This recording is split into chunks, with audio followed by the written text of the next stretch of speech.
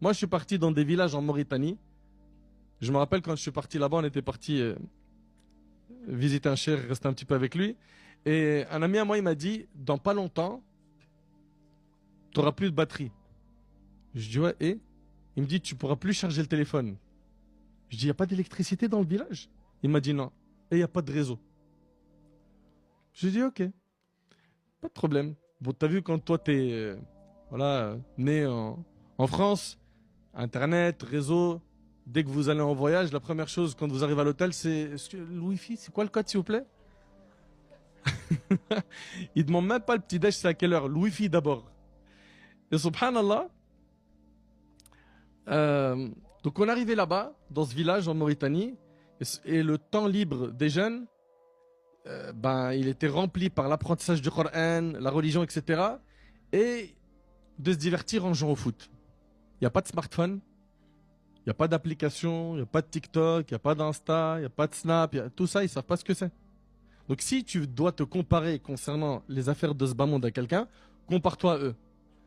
Si tu dois te comparer à quelqu'un, compare-toi à ceux qui n'ont pas d'eau potable.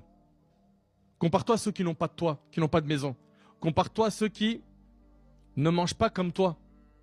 Moi, je me souviens, j'avais rencontré un parmi les responsables d'une association qui œuvre au Sénégal. Qu'Allah il le préserve.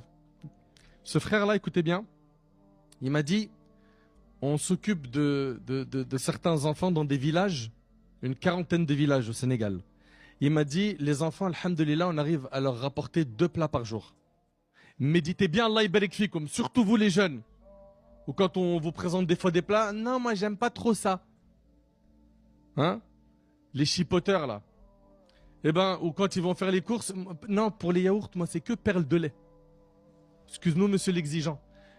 Et donc, au village, il leur donnait, écoutez bien s'il vous plaît, hein, 2 repas. Il m'a dit, dans les 2 repas qu'ils ont, qu'ils financent avec l'association humanitaire, il n'y a pas de viande, il n'y a pas de poulet, il n'y a pas de poisson. Je dis Allahu Akbar.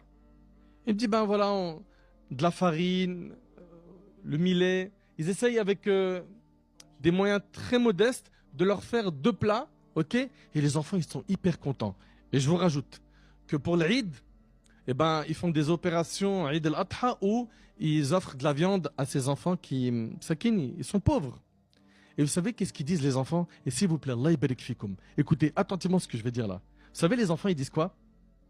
Ils disent, tellement ils sont contents de manger de la viande, ils disent, est-ce que l'année prochaine vous allez revenir?